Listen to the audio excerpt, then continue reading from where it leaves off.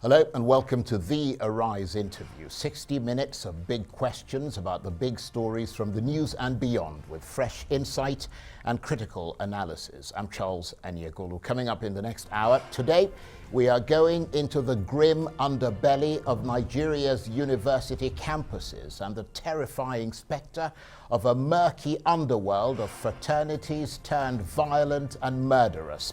They've come to be known popularly as cults, with all the deadly connotations associated with the word. In the last 2 decades, inter-cult violence has killed more than 200 students and teachers, though the real number may be much higher, especially as cults have spilled from campuses onto the streets, lethally mixing with militants, politicians, thugs and crooks, and fomenting unimaginable violence, particularly during elections. How did these once peaceful fraternities become such a dangerous security problem within Nigeria's university system? We'll attempt to find out in a moment.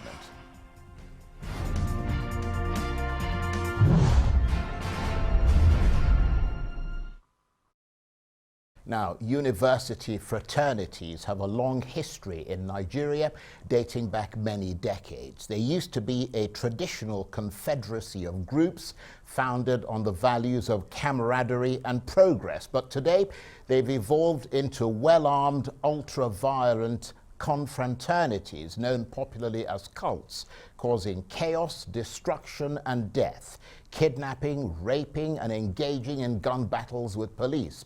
So how is it that student groups which began as goodwill fraternities have ended up as terrorist organizations on campuses? And why have they become a law unto themselves? Well, in a moment, we'll hear from a victim of cult groups, as well as a former president of the student union government at the University of Abuja. And later, we'll speak to a representative of the authorities of one university. But first, here are some members of a cult group talking to police after they were arrested for murder. The father is a politician. Yes, sir. The father is a politician. Baba. Bye-bye. What is the name of the person that you killed day before yesterday? What is the name of the person you killed? If I enter to pass, to God make me, I will not Shekpe. What did he do to you? What did he do to you? This is his younger brother. They killed our member in the afternoon, in the evening. And then in the morning, we went to look for this one. You are the person that fired the person. Yes. Not the one, is pastor. Come, were you there? Where is pastor now? I was there now. I won't lie. You are the one that brought the gun. I know you have guns. That you know. The two guns. The two guns. Which cultist member do you belong Me, to? I'm Ayes. Ayene. You are here. What's your name? Sadiko Yeun. What do they call him? Biggie is here where you are here? No, sir. So who are the people that you participate this business together? The killing, this killing. Me, pastor. Where is pastor now? Pastor, he was arrested with me, but the police, he jumped fence. It was the same place I hid. I was trying to tell the last police people, we hid our guns together, the same place. But after we went to the station, I confessed and I told them that the place I hid, that there were guns there. Where do you join? Have I not warned you? Have I not warned you several times in the last? Yes. Why did you join cultists? Long. Through In Imo State. the gun you people are using. Who give it to you? Oh yeah, it's all right. From somebody. How do You are. That is the end of your life. Worrying stuff. Well, for more on this, I'm joined now in the studio by Queen Amina Abo, president of the Youth Initiative for Diversity in Nigeria, who had confrontations with a cult group whilst she was at university, and by Barrister Pelumi Olajembesi, former president of the student government at the University of Abuja, now principal partner in his own law firm. Thank you very much indeed for coming in, and apologies if I slaughtered your name there. Thank you very much. But I bet you'd probably do the same with my name. But listen, this is not a funny topic. And let's start with you, Queen, because you were a victim of a cult group. Tell us your experience. I had a total of 2 different confrontations with them. The first was when I was in my 100 level. From high school, I used to keep all low cuts and 100 level is your first year. Our first year, right, yes. Just for the international audience yes, watching. my first year, and I had this neighbor who I never really took notice of. I was always a very busy student because I was, combining little work I was doing in town, because then I was face of Nigerian youth and school. So I was hardly ever free. But his grievance was the fact that I was an attractive girl, in quote, and I wasn't respectful. I didn't know how to greet according to what he said. In other words, you weren't responding I wasn't, to him. Exactly. Right. So there was this particular day I went shopping. I bought some things for my brothers because it was December and I was going home, and it was a PlayStation, so I kept it in my parlor because I was staying just behind the school. And I was with my friends in the parlor, we're talking, and we had a very harsh knock on the door. And I was like, who is that? Why should you knock like that if it's not your house? And I now heard like a bump sound, and then the door, flew open, and I saw these people come inside. So they broke the door, basically. They broke the door and said we should all lie down and stuff. And then were they armed? Yes, they were. One was with a knife, and the other, I don't know the weapon, because the one that was on me was with a knife. And that was when I started hearing the things they were saying, like, they greet in the local right. pidgin English. Right. That's you don't greet your elders or something like that. You two, they form. I feel like you're a show-off, like a right. bloody show-off. That's what he was trying to say. So they took everything I bought, and then he was like, from today onwards, if you see people will be your senior, you go greet. It was very traumatic for me. I can imagine. It was very traumatic because at some point, while the knife was by my neck, he tried drawing down my trousers, and I was like, that was when I turned, and then he hit me, and I faced down, and I think they were now in a rush, and then they ran out. How many were they? Approximately 3, because I think one was outside, and then the other right. 2 were inside doing what they came to do. They came to shake me, basically. Right. So they scared you, and they succeeded. It was basically really traumatic. But how did you know they're cult members? I'll have to tell the school authorities. So I reported to the school authorities, and that was when we're being told that, it's some gang members and all whatnot, and they were going to investigate the matter, And did they investigate? I didn't follow through. Because it's the way it is in the universities, especially here in Nigeria, is if you follow through with them and you try to create a problem for them, they will definitely come back for you. And I didn't want to be the subject of their nonsense, so I just took myself off it and I moved out of that particular house. So did you start, as it were, greeting him from that time on? I moved out. Okay, I honestly moved out. I was too scared. I ran away. Right. I was too scared to stay back because of the kind of stories. Right. So you found yourself living in fear as a result of your confrontation with this group. Definitely. Yes, that sounds very, very worrying. And you went to the school authorities? Yes, I actually reported. Security? Yeah, I reported to the school security. This is because the school security covers both students in the school and students around the school environment. And I reported, this is what somebody did to me. They came to rob. I even reported to the police, But the school authority, the school security had more information to give. They were like, they think it's a gang thing. They think it's a cult thing. They called one of the names that maybe it could be from there, but they were going to investigate and they were going to bring them to book. But I didn't want to get myself involved with them after that time again, so I didn't go close. Okay, thank you very much for sharing that experience with us. I can see it still obviously traumatizes you up till this moment. But let me bring you in, Palumi, Barrister Palumi. You were president of the student government at the University of Abuja, and that was at the University of Abuja, was it? Right, okay. What did you know of these cult groups and their operations whilst you were president? Yeah, as president of the student union, I knew a lot about them, their operation, because, the idea of cultism in tertiary institution, that it's secret, is only for those who are not aware, those who are out of the system. But you see, in every tertiary institution, there are basically 5 stakeholders. We have the management, who is the representative of government. So and after that, we have the student union government that represents the student. We have ASU, we have SANU, we have all of these associations. ASU, they're kind of the lecturers' union. Yes, and all the component, stakeholders that make up the institution. So I was quite familiar with their activity. And I must say, basically, that the menace of cultism is a sad narrative in our society, because I believe strongly it's a product of the kind of society we have today. So what's actually going on in our tertiary institution is just a replica of what we have in our larger society. It's actually a very bad thing to experience, because as a student union president, before I became student union president in my union, the school had this terrible experience of strike, protest, and all of that.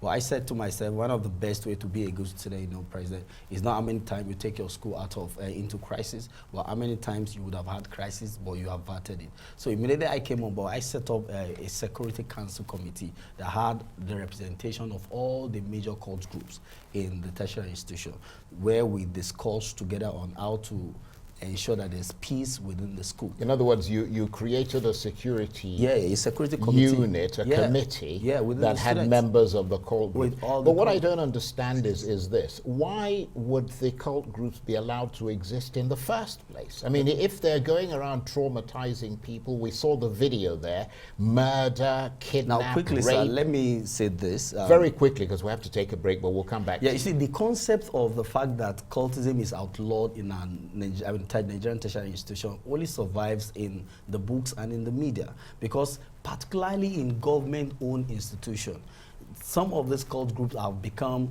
entrenched in the system. The school management is aware of them, the school security is aware of them, the school security meets with them time to time to seek their cooperation, to seek their understanding, because some of them have been institutionalized. And the truth is this: if you look at the background going through your program, the concept of cultism in the outset of it was necessarily not about violence, but the essence of setting up all of these cult groups have been overtaken by event, because some of these cult groups, majorly the concept of cultism in our tertiary institution started during the colonial era, but then because it was the desire of these young men to fight against injustice and all of that. But today some of this thing is a different I'll tell you what, I'll come back to you in a minute. I've got to take a break. You're watching the Arise interview. Plenty more still ahead as we try to understand why once peaceful fraternities have turned into dangerous cults, posing a serious security problem within Nigeria's university system. Stay with us.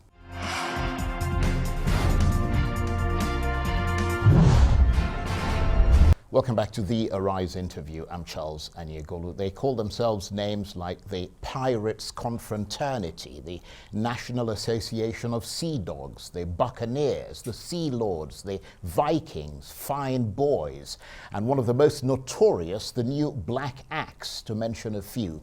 All of them are groups of university campus fraternities that have grown to be very dangerous and can be uncontrollably, homicidally violent at the slightest provocation. No one seems to know anymore what their objectives are, except perhaps the members themselves, who are stratified into a hierarchy with leaders and sub-leaders. But everyone seems to agree that they pose a terribly grave threat to security within and sometimes outside their campuses, and that rather disturbingly, the university authorities don't seem able to contain them and their furiously destructive force.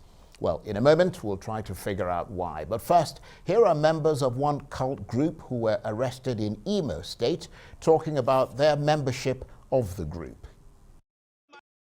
Told me to escort him to go and see someone, a friend of him.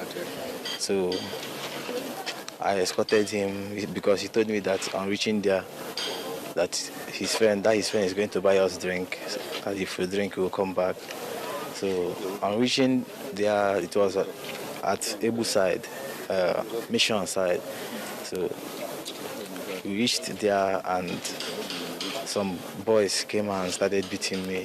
They took me inside a very big forest near that side. So they started beating us. That was their form of initiation before the police arrived and started shooting guns. They were bombing us inside bush. They were bombing us. bombing? Initiating us inside bush. How many were there? How many people? Actually, I don't really know because we close our eyes. We are many. We close our eyes so nobody see each other. And with me in the studio, Queen Amina Abo, president of the Youth Initiative for Diversity in Nigeria, who's been the victim of a cult group in the recent past, and Barrister Pelumi Olajenbesi, former president of the student government of the University of Abuja, now principal partner in his own law firm. Thank you for staying with us. And Barrister Pelumi, you were telling us about the fact that when you were president of the student government at your university, you formed a security committee and had to involve all these people. And I was asking you, how is it that people like that, I mean, cult groups are allowed to continue to exist? Importantly, in all of these tertiary institutions where cult group hold sway, the members of staff, management of the institutions, and of course members of the school security are directly or indirectly involved. The truth is this, because of the kind of politics we have in our tertiary institutions, and that is why I'm of the opinion that politics should be taken out of our universities, and the academic, the standard of learning, should be driven by, other rules, not necessarily because when you talk about someone is eyeing the position of vice chancellor of a tertiary institutions, he needed goodwill from students, he needed goodwill from members of staffs and all of that. Yes, I see what you mean. So he allows these things so he allows some in of order these to things buy to their prevail. So for example, their in some tertiary institutions, I don't want to mention name, you can count 1, 2, 3 lecturers who are members of this cult group. And you can count security members. Even if you go to the larger society, there are people who are within the political class, those who are in government, different institutions, who are members of these different cult groups. So it was very easy for them, when I was in school, for them to hold sway. And so when I came on board, I felt that the best way we can ensure that there is peace within the system, there is peace within the school, is to ensure that we invite all of this group. And I must also say this, with due respect, you see, some of these cult groups also, some of them are deeply rooted in different values and a different orientation. There are some of them out there where you have opportunity of interacting with them.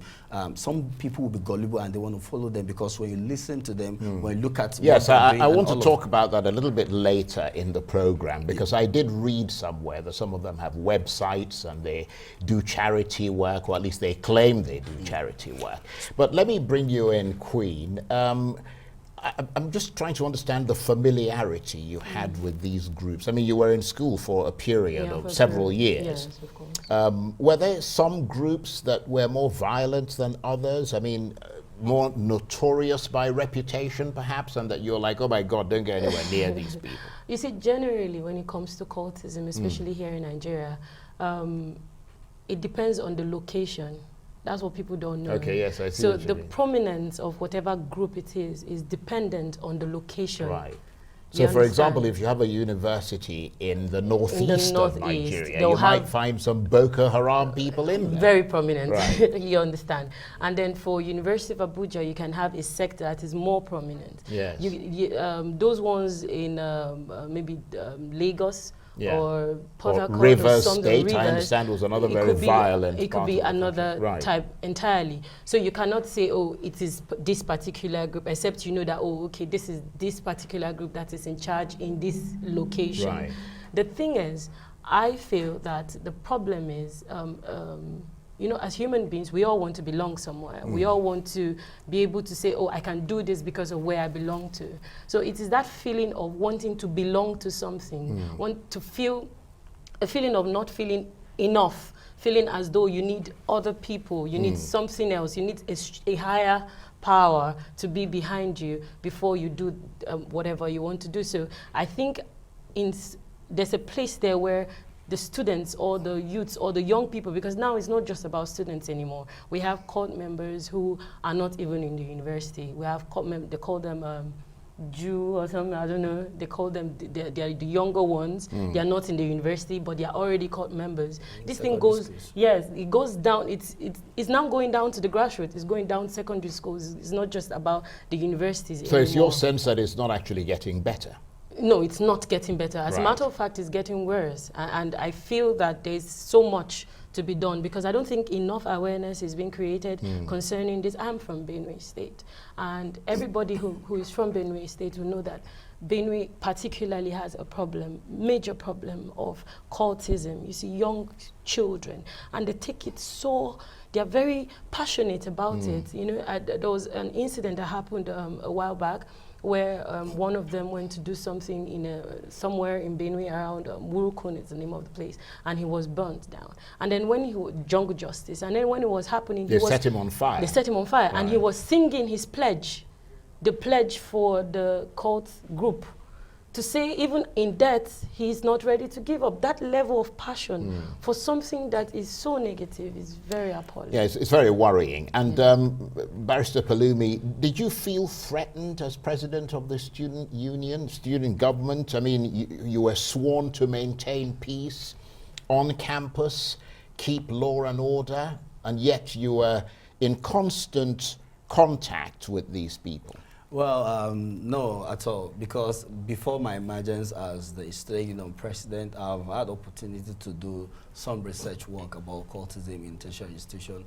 So I was quite very familiar with virtually all they are doing and the different cult groups. And so it was very easy for me to interact with them even before the election. Yeah, but while you were president, the only challenge... Were there incidents that took place, and how did you respond to those incidents? There was a very particular one. A friend of mine who was very close to me who wanted something from me.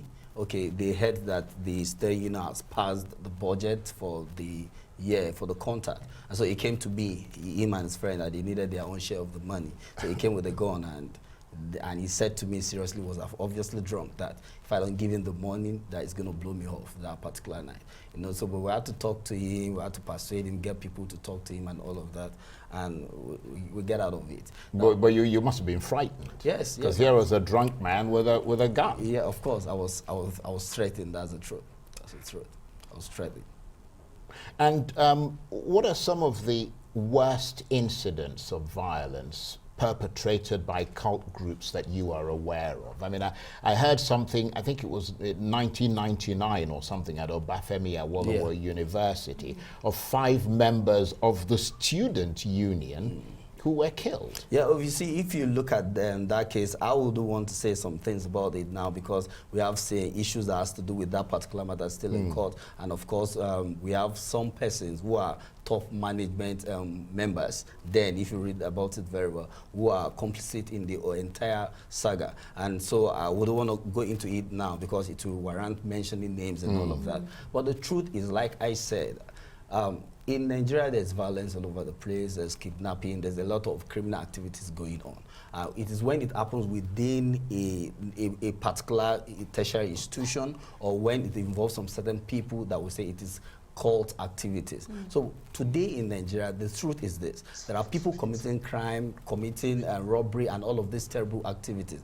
As a matter of fact, today, some young persons who are criminally inclined find solace in all these cult groups to hide themselves there. And it's interesting the points you make. Let me bring you in, because he was talking about the fact that, you know, a lot of this happens at universities and so on. But I mean, from what we hear from the police as well, a lot of the kidnappers and the armed robbers are some of them are ex-students, I mean, who come out of universities.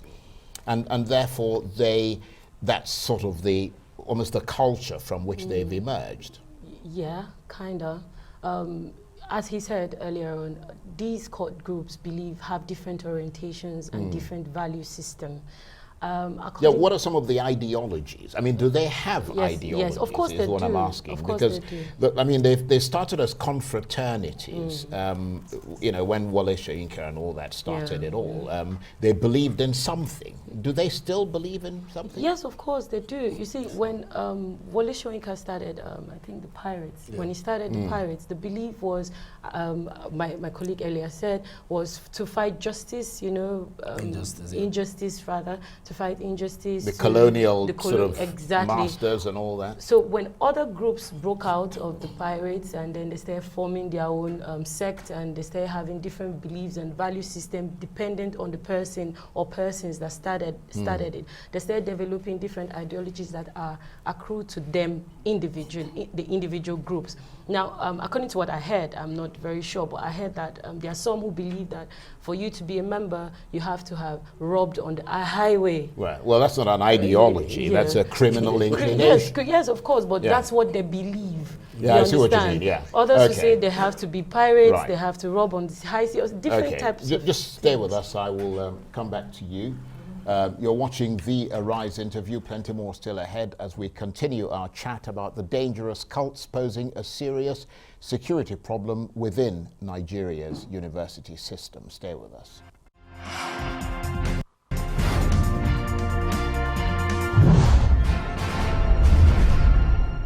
Welcome back to the Arise interview. I'm Charles Aniegolu. Now, to someone in the West or abroad watching this program today, it may beggar belief that there are such dangerous criminal organizations operating within a university system. I mean, the worst one can expect from a student fraternity at a university in Europe or America, for instance, is what's known as running the gauntlet event, or hazing, which involves drinking a mix of alcoholic shots at a fast pace.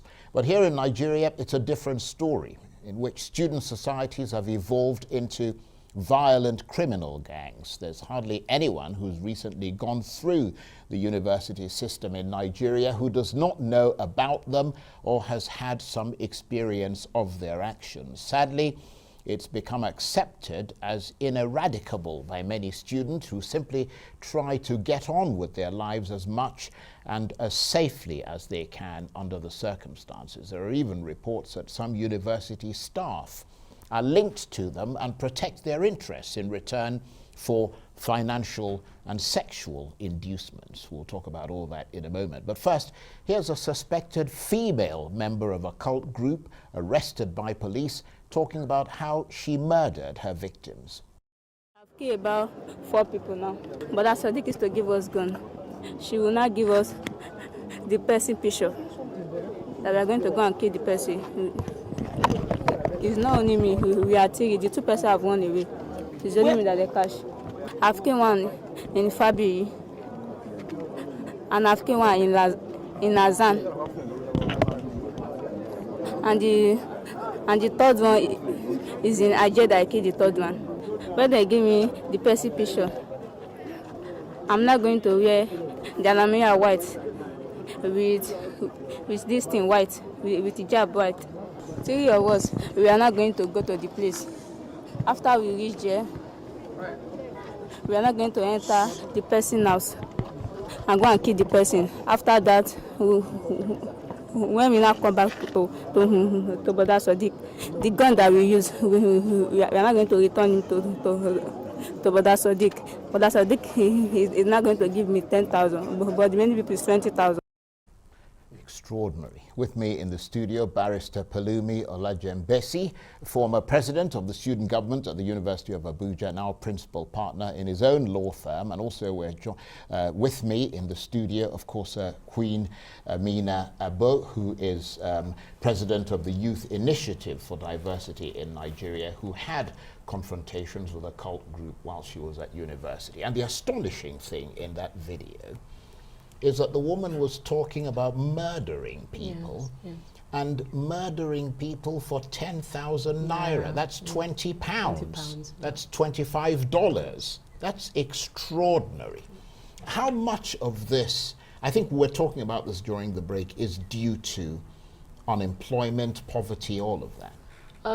Generally, let's be very frank, most times when people have things to do, they would not, the idle man is the devil's workshop, you know, but... And the idle woman. And the idle woman, obviously. While in school, I actually had an incident where someone actually thought, because of the way I drove around at night and maybe just, I was just myself and my forming in quotes, they felt I belonged to a particular group, you know.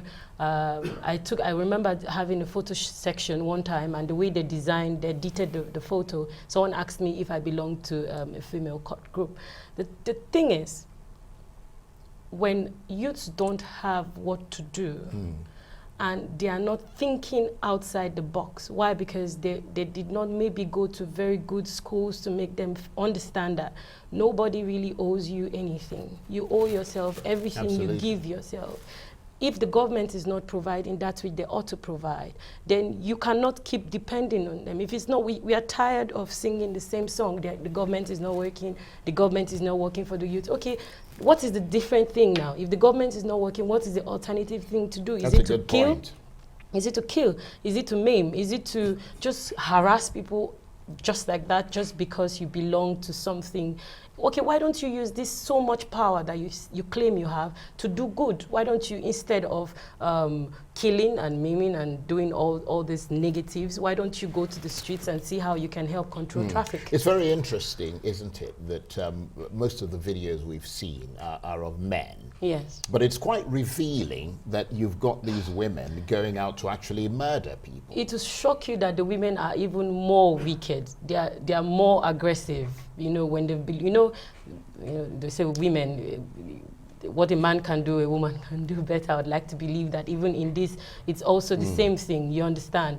The women are more notorious, they're more brutal.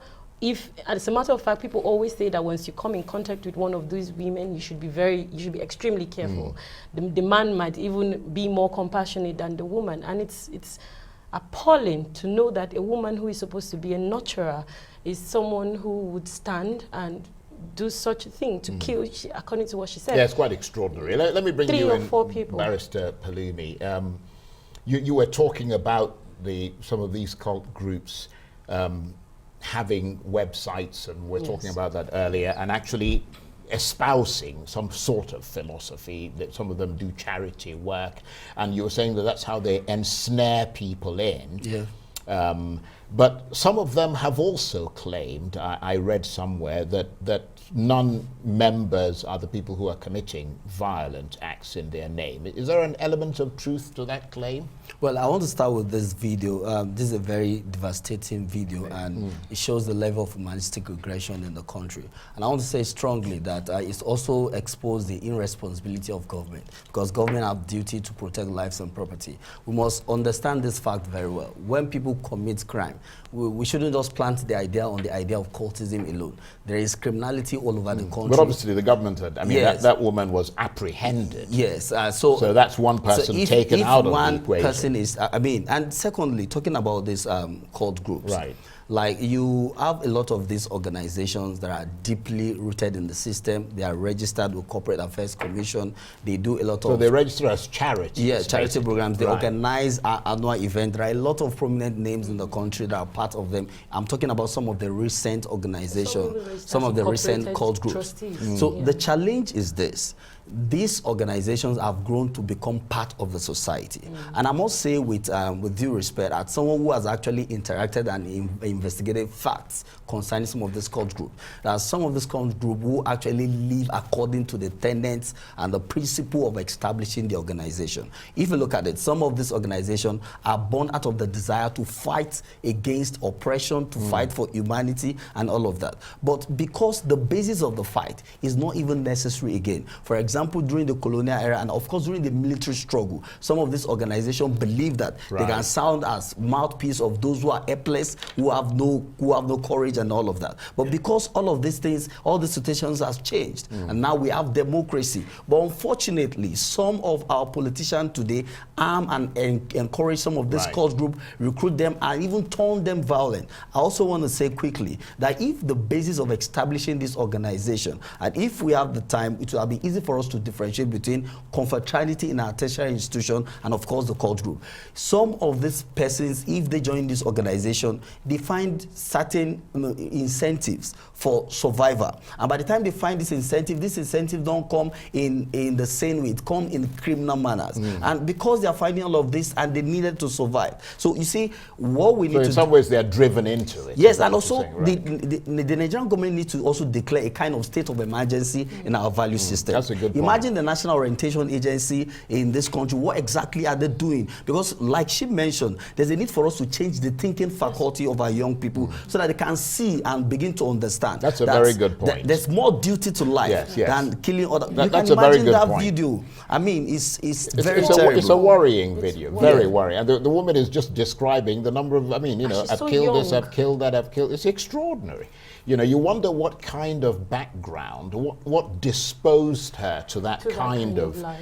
Yes, I mean, but let me bring you in, Queen, because I mean, in addition to all the horrific things we've heard today from members of, you know, these cult groups and so on, allegations of murder and so on and so forth, there's another sinister side, isn't there, which apparently involves witchcraft.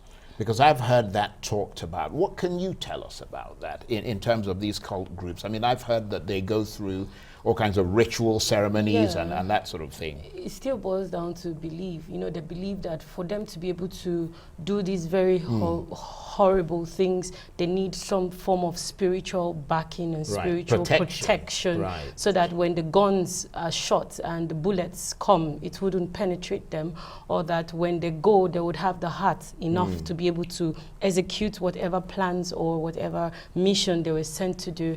And also they would need extra protection so that they can, you know, pose to be a different person and become a different person when they want to do what they want to do. So yes, maybe there could be. And they believe in this. They believe in it, and you know, whatever you believe works for you one way or the other. So that's what I can say concerning witchcraft and idolatry and the rest. And let me bring you in, Barrister Palumi. There is a sort of perverse career path. I mean, we're talking about these people. Previously, I understand that some of these cult members end up as militants in the Niger Delta, for instance, or as terrorists in northern Nigeria. So it's a kind of career path that they start to develop within the university. I agree with and you. then graduate into the real sort of dangerous. I agree with you on that, but not absolutely, because with benefit of, experience and what we see every day in the society, there are some of them who graduate from our tertiary institutions, who join some of these government organizations, join the Nigerian military, join the police, join road safety. There are some of them who have turned governors in this country, who have become senators, excuse me, House of Reps member and all of that. Now, the truth is this, there are some of them eventually having finished all these criminal activities in their tertiary institution life, they get out of the tertiary institution, they get exposed to new life, and they have a change of orientation. Reform. But then they keep this relationship and the network with their group members. And again, some of this organization has even been outlawed in our tertiary institution. You see, some of them operate out there as an organization, and they ban the activities of their colleagues, their younger ones in the tertiary institution because of all these criminal activities and troubles. This is a most extraordinary story, and I'm very glad that you guys came here to tell it. Barrister Palumi Olajembesi and of course Queen Amina Abo, I want to thank both of you very much. Thank you. You're watching the Arise interview. Plenty more still ahead as we continue our chat about the violent cult groups at Nigeria's universities and what to do about them. Stay with us.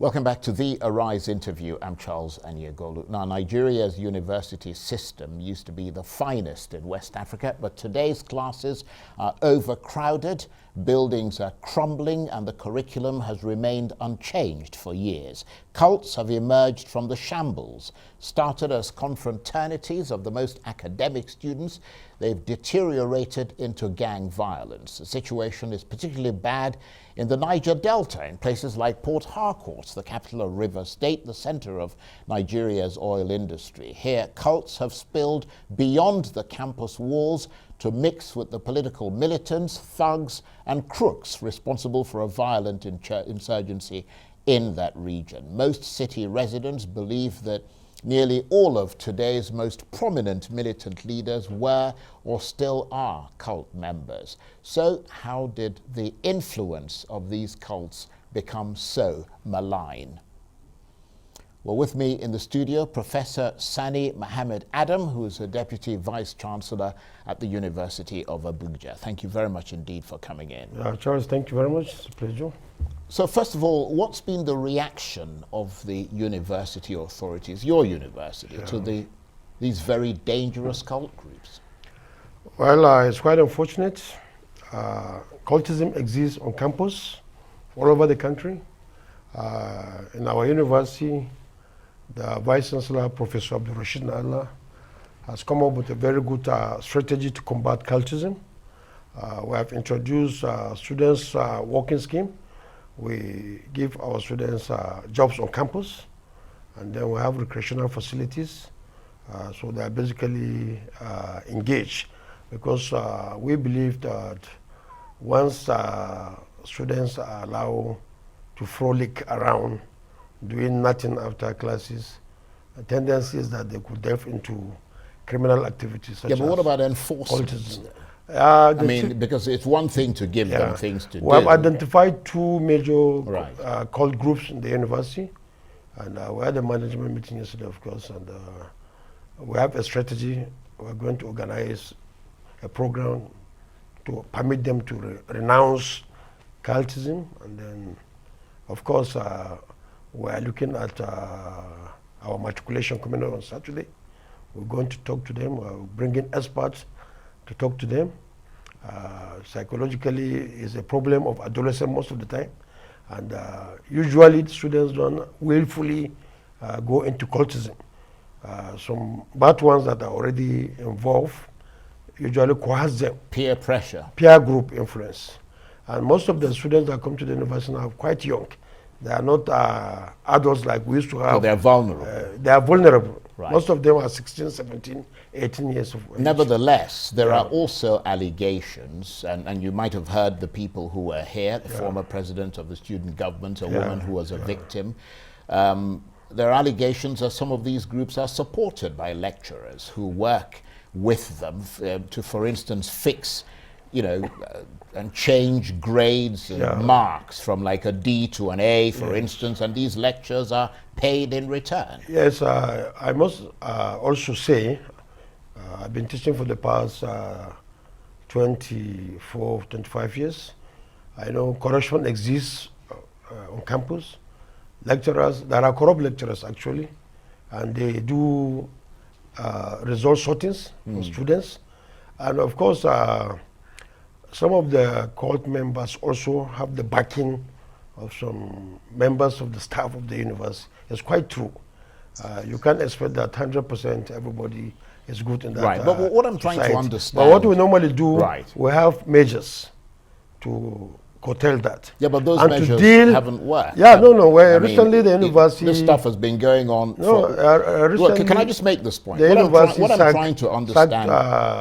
just two a or minute. three What I'm lecturers. trying to understand is this. Yeah. How can these cult members act with such impunity on campus, going as far as killing people and managing to continue their lives as part of these cult groups, and their groups are allowed to continue to exist? I mean, you should simply get rid of them permanently. If you will permit me, Yeah. what I'm trying to say is this. We have had reports that some of these cult groups exist, and they have the backing of staff. And then they have their own strategy also. They try to involve wards of staff into their organizations. And what brings about cultism is cowardice. And then you create a situation whereby you give people false confidence, and then they have this self-defeatist mentality that they cannot succeed unless they have the support. Yeah, but are you of just this becoming cultism. aware of this? Because this has been going on for decades. That's what I'm telling you now. We just got information from the chief safety officer of the university that they exist on campus. Right. And we are tackling that. And let me tell you, there is zero tolerance for that. I don't think there is any university in Nigeria that tolerates cultism. Once they are identified, they are dealt with immediately. You talk about curriculum.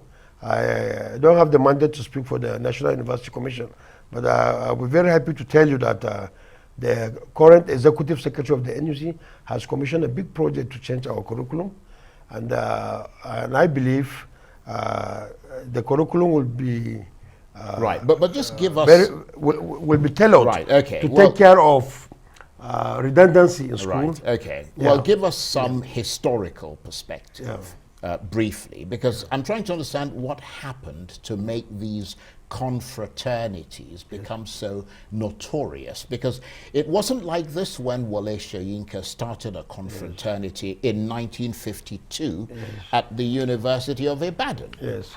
Erroneously, some of them that get involved in cultism, like I told you, they want some kind of protection. They operate like the mafia. They believe that when you join a cult group, you're going to be very successful, because they believe some big people up there that have been very successful went through the same system. The philosophy may be different. I had the president saying that there are successful people that were there. At the beginning, it was a revolutionary thing. The foundation was not to cause mayhem and unleash all kind of violence on the populace. But it has changed now. What we are having today is quite different. Like I told you, it's a matter of confidence. And then when they start, we have about 6 of them that are well known in the country. I don't have to mention them. You have Vikings, Black Arts, Buffett, Buccaneers, and several others. And you can identify them from their colors and from their regalia. Well, I'll tell you but what. The basic issue is this, sir. Right. Just listen to me, please. We've got about a minute left. That's why I'm trying to get to the the basic point here is that we have to discourage students from getting into cultism. Right. The parents, the home is very important. So that's the strategy going forward. The upbringing and the orientation. Right. Mostly orientation. And once they have good religious background, whether they are Muslims or Christians, they have this preparation at home, they will definitely not do that. And then the National Orientation Agency, like we said, even in schools, we have a counseling department, we have a procedure. The essence of matriculation is to familiarize students with all these things. They should avoid cultism. And the most important thing I want to say, sorry, 1 minute. The major cause of cultism in Nigeria is drug addiction. Okay. And government must fight drug addiction. Okay, you've made that point. Professor Sani Mohammed Adam, Deputy Vice Chancellor at the University of Abuja. Thank you very much indeed. Sorry, we ran out of time. Yeah, thank you very much. That's it for this edition of The Arise Interview. Do join us again tomorrow from me and the entire team here in Abuja. Bye-bye, and thank you for watching.